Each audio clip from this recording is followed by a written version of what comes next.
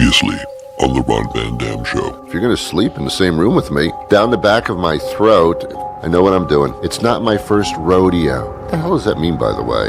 And now, today's episode.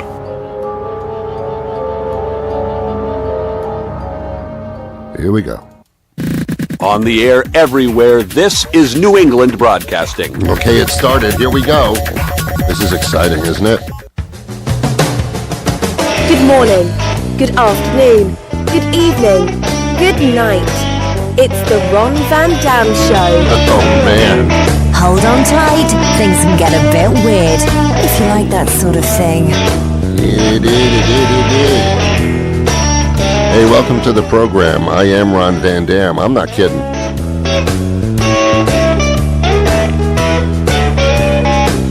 I can prove it. Here's a copy of my license and my passport.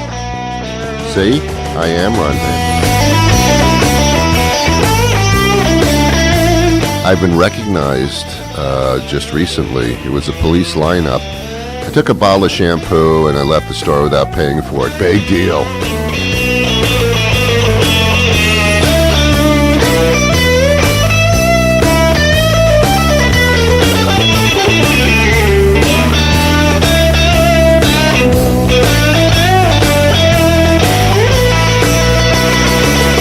The judge said that he wanted me to perform community service. I said, well, what would that be? He said, don't go on the air for a couple of months. I said, you can't make me do that.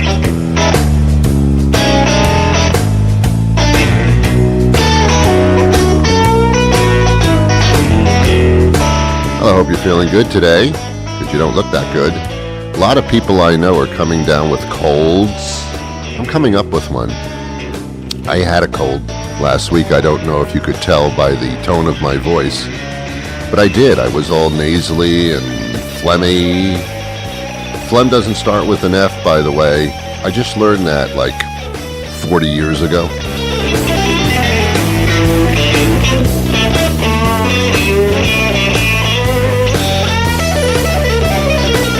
I had a very, very disruptive birth, by the way. When I was born, instead of the doctor slapping me, he slapped my mother, and I thought that was an indication.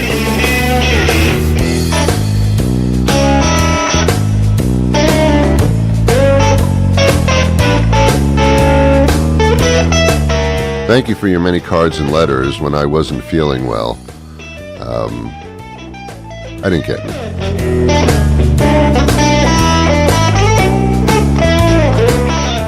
I realized I have more Facebook friends than I have real friends. That's depressing.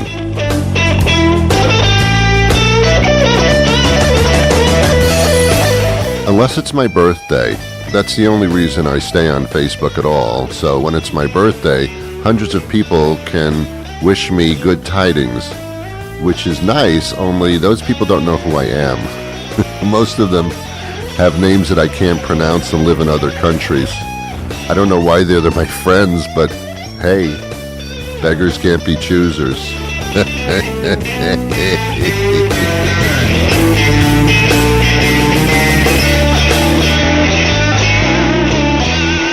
If you beg, you can't be choosy.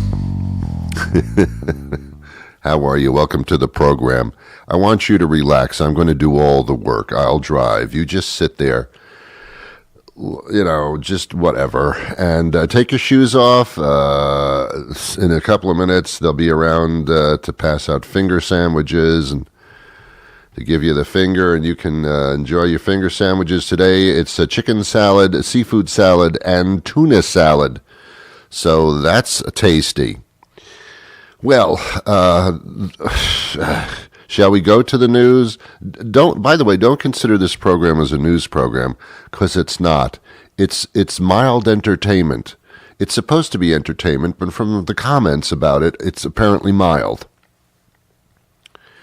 I'm like that hot sauce, or that taco sauce. You have, salsa. There's medium, there's mild, medium, and extra hot. And I'm mild. I've come in as a mild rating.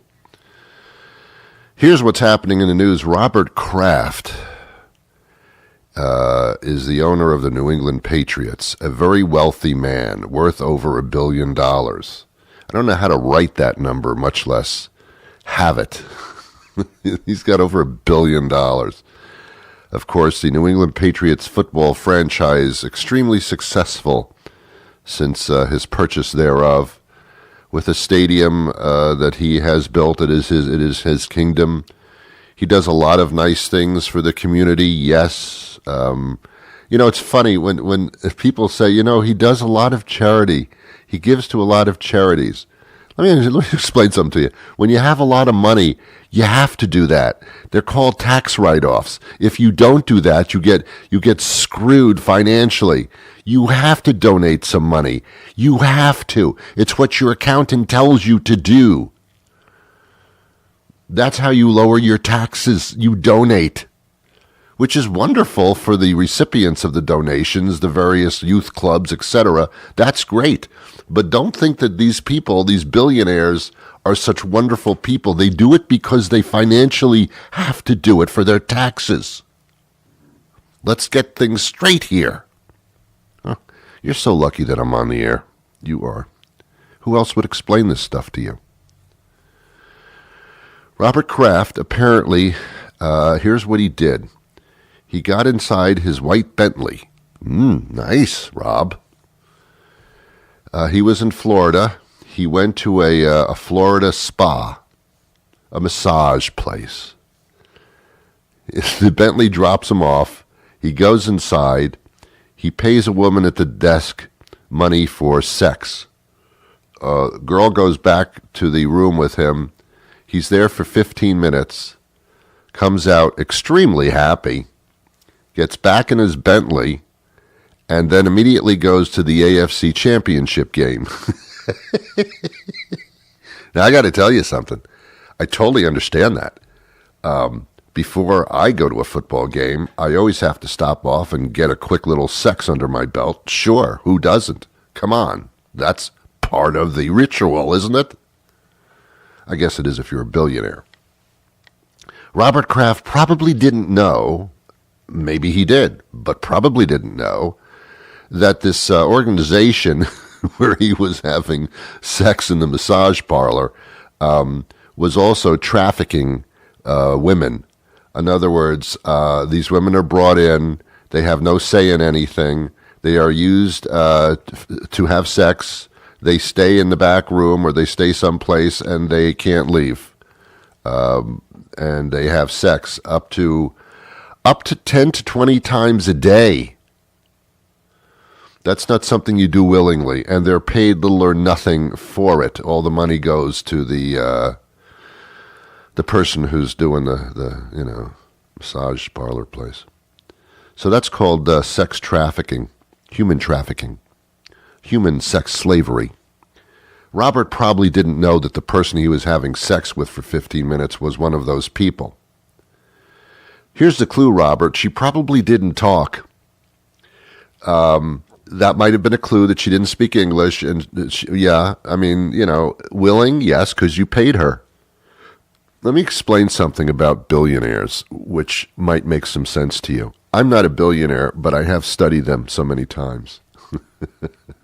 When you're a billionaire, first of all, Robert Kraft's wife passed away not long ago.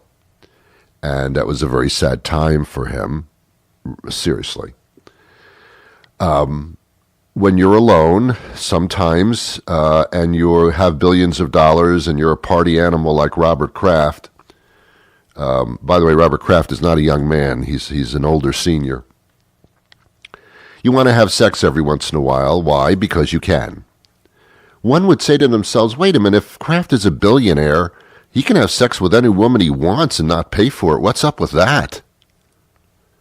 Well, here's the problem. When you're a billionaire, you don't want to have sex with people you know because it becomes scandalous, A, and B, you're thinking that they're only having a relationship with you because they want your money.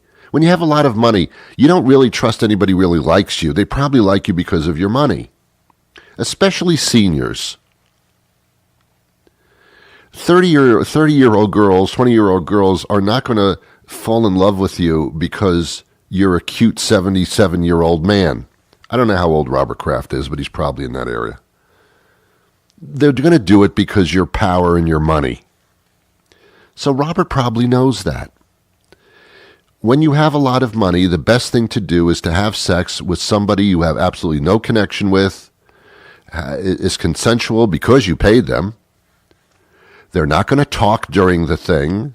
I assume that this 15-minute little sex thing didn't involve a lot of conversation. So, Robert, yesterday, while we're having sex, let me tell you, yesterday I saw Susan. She's got some problems, I'm telling you. Her husband says that she buys too many shoes. I said, you don't buy too many shoes, Susan. It's your husband. Your husband is just being cheap about it. So, by the way, you want me to touch you over here? Okay, I'll touch you over there.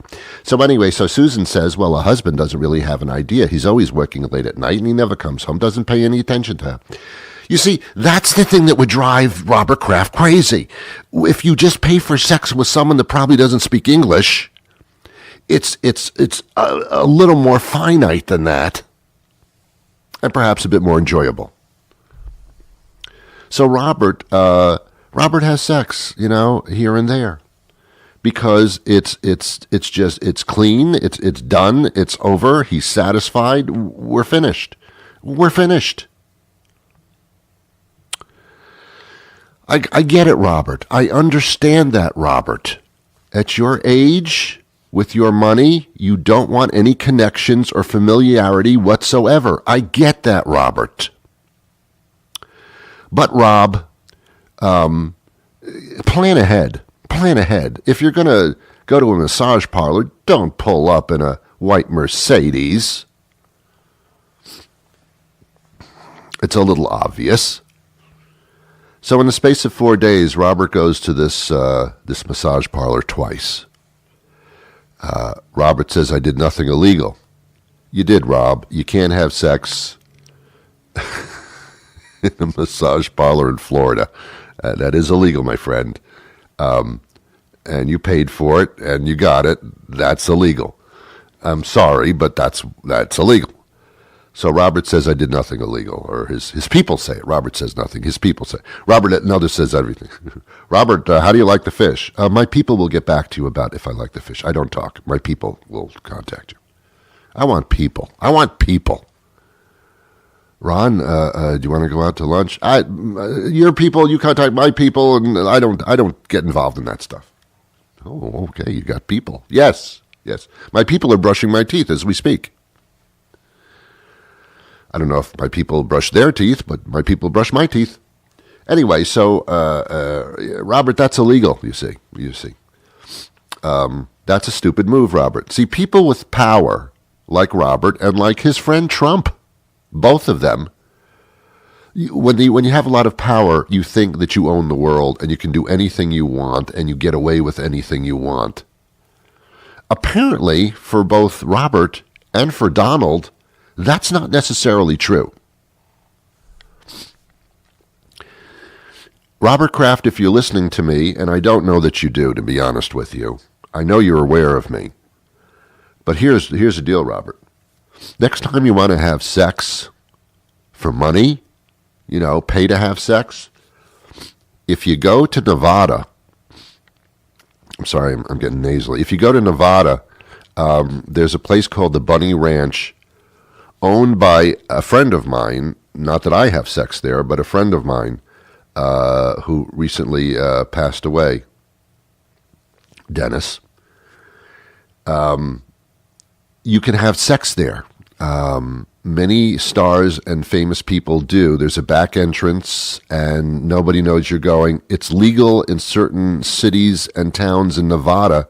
It's legal to have prostitution is legal. These places are run very well. The girls are checked out to make sure there are no diseases involved. And it's okay. It's legal. Only in Nevada, only in certain towns and cities. Robert, I think you should go there because that's the problem. Anyway, he has been technically arrested. He has a hearing coming up on April 24th. And Here's the problem, Robert. They have you on video both times.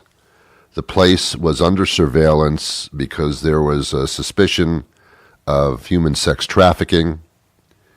And, yeah, they got you on video, like completely. Paying the money, receiving the sex, leaving in your car. They got it all, Rob.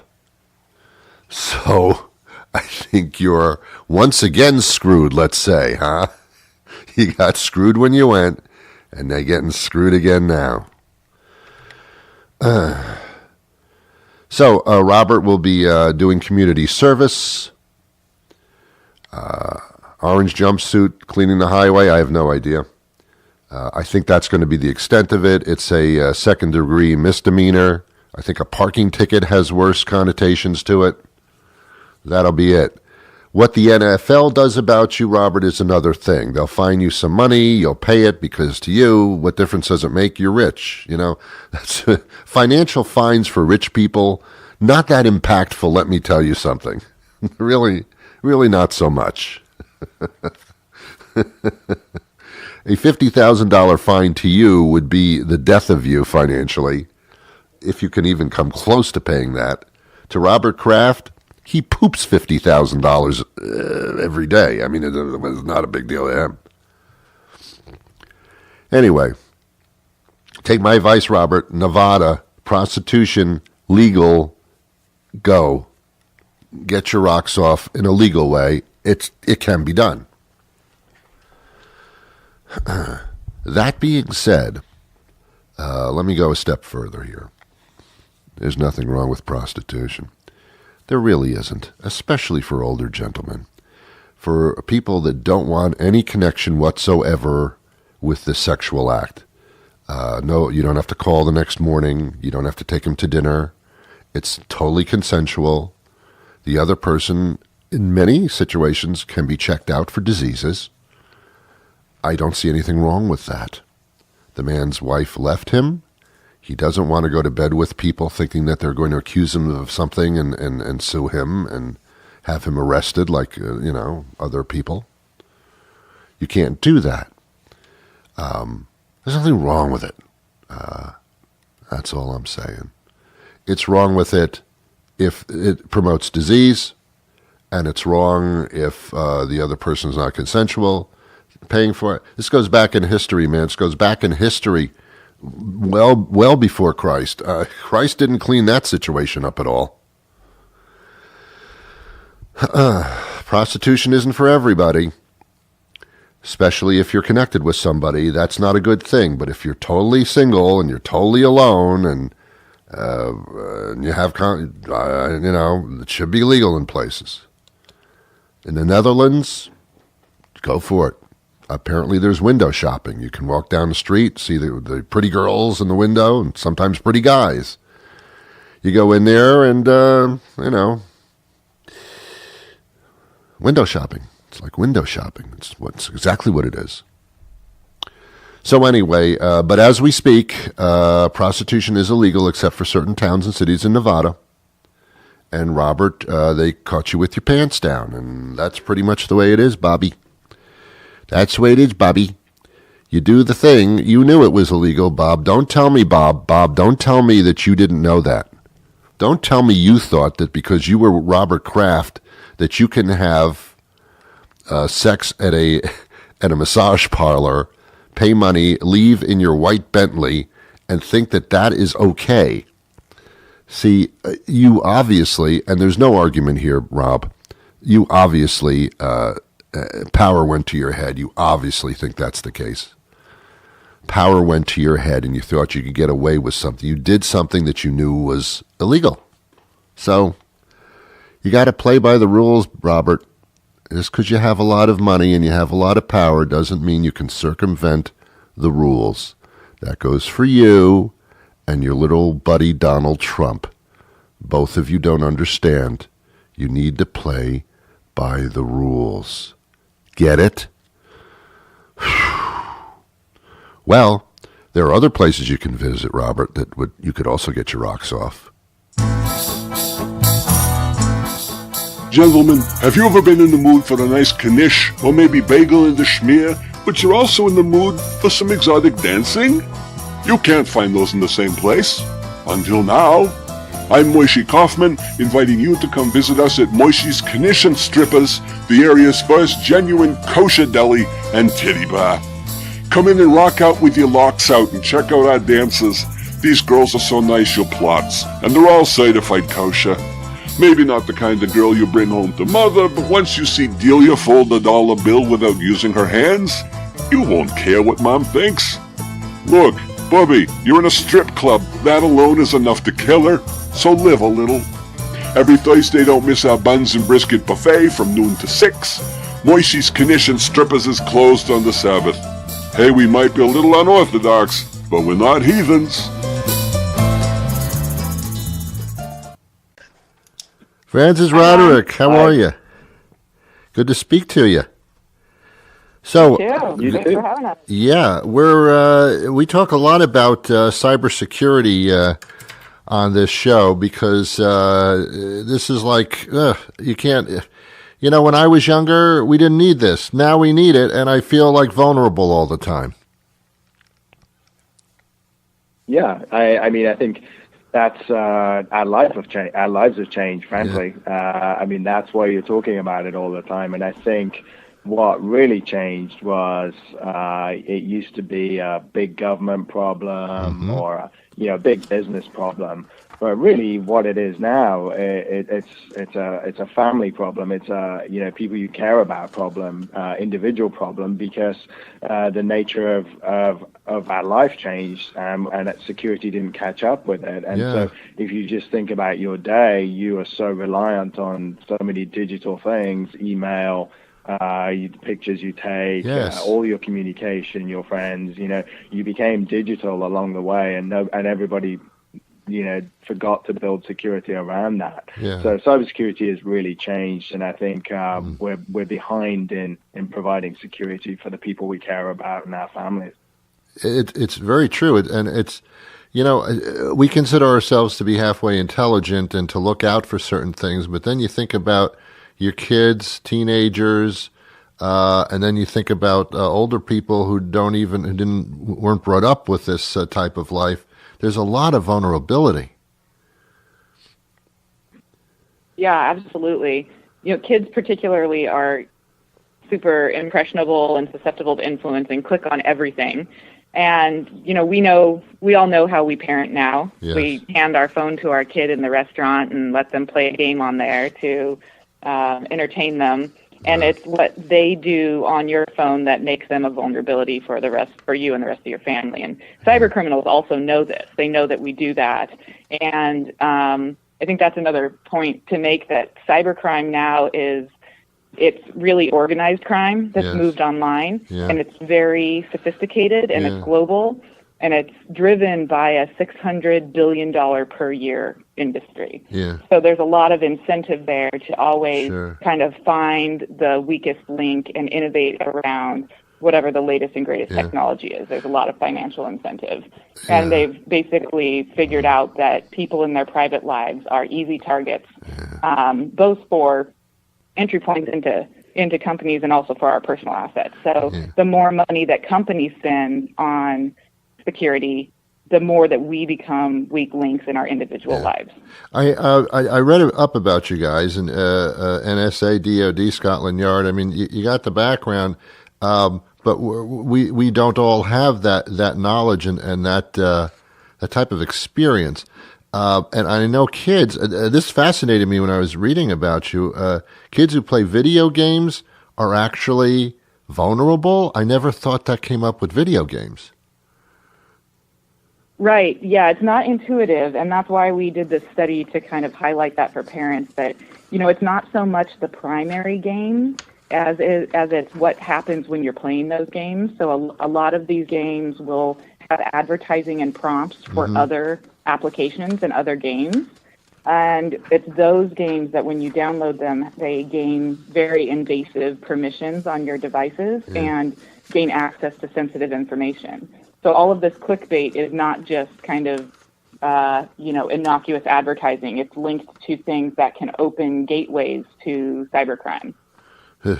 Okay, so we know there's a problem, and it's like being on a cruise liner on the ocean, and pirates like come up to your boat, and you don't know what to do. I mean, it's kind of that same kind of feeling.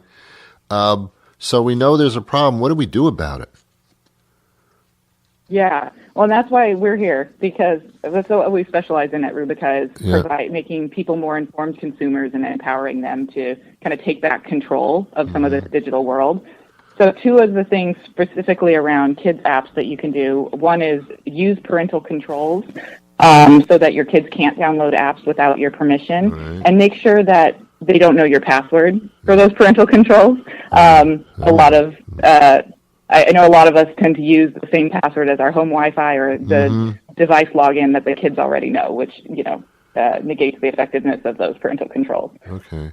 Also, check the permissions on those apps and use common sense. Ask yourself, does this seem invasive for a kid's game? Does that puzzle game really need access to my phone calls and contacts? Yeah. Well, see, all the games now seem to be social media integrated, where before we just sat down and played games, now we're sharing our scores with friends and with strangers, and we're throwing our name out there and contacts, and it's all in the guise of a social thing, I guess. Yeah, and I think that highlights something else that's going on. You'll be aware of how valuable Facebook has become as a company, and that is based on data. There's an enormous data pool that we all have. And so what is happening in the background now is that these games are being used to suck even more data from us and to monetize that. Now, we don't always know who's monetizing it. Is that somebody in the U.S. or is that somebody overseas? And I think, a lot of people have talked about the value of data, and I think that everyone understands that now.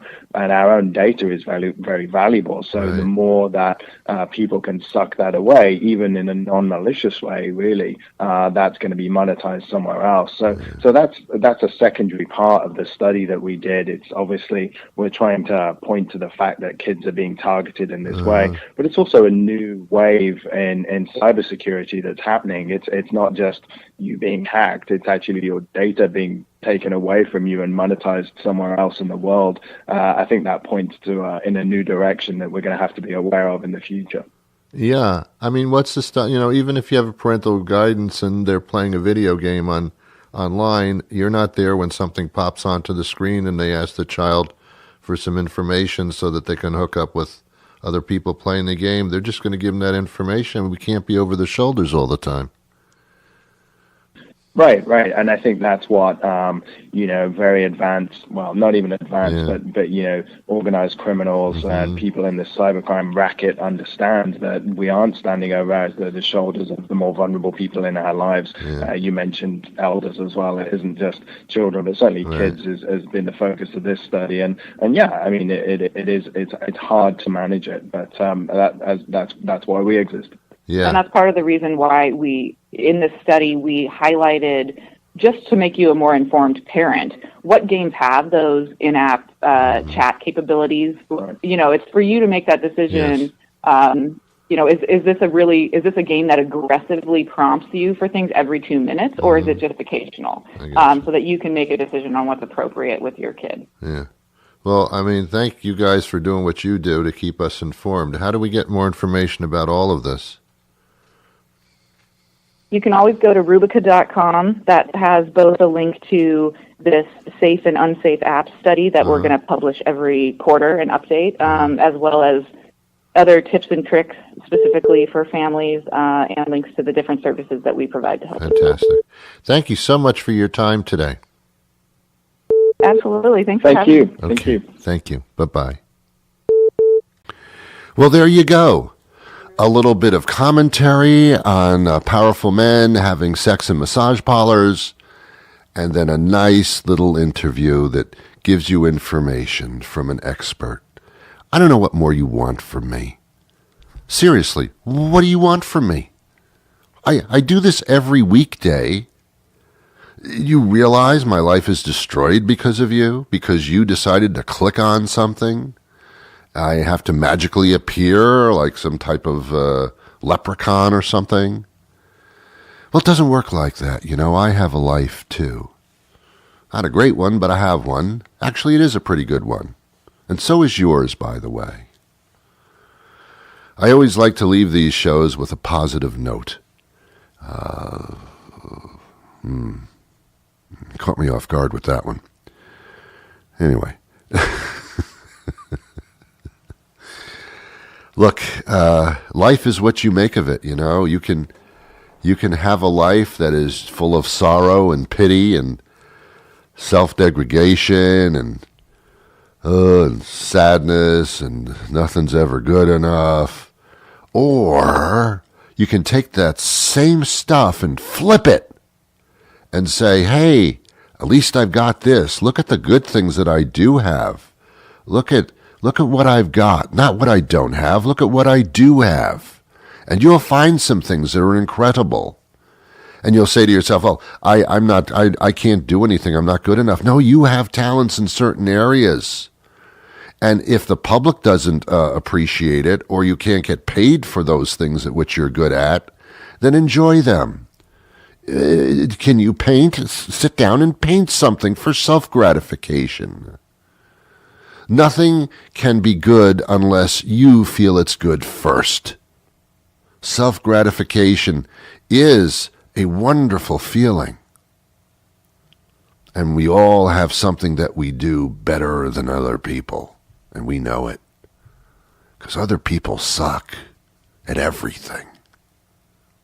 You're better. I told this to Donald Trump and went to his head. So, excluding him, find your passion and enjoy it. As long as it's legal, Robert. There's a picture of Robert Kraft having dinner with Donald Trump and Donald's wife. I can't remember her name. I don't know how she slipped through the border, but she did. Anyway, and it makes my stomach sick to my stomach to see Kraft and Trump together. It's these are power moves. I'll never forget. Oh, by the way, I don't know if you've done your taxes yet, but the average person who gets tax returns is either finding that they have to pay taxes this year, or that an average of $500 less do they get back in a tax refund. So that little tax break for Middle America didn't quite work out that well. And I remember so much after Donald passed his little tax package thing and said this is going to be great for Americans, and then he had a meeting with these wealthy billionaires, and he said, I just made you guys a lot of money. I started to throw up. A little bit of my dinner started traveling up my throat and wanted to come out of my mouth. But I don't have time to get into that. Maybe some other day. I do hope that you've enjoyed your time with me. I'm making believe I care. I kind of don't. But I think haven't we had fun? Come here, give me a hug. All right, this is getting crazy. Have yourselves a wonderful, wonderful day. And as usual, no matter what the circumstance, I wish you peace.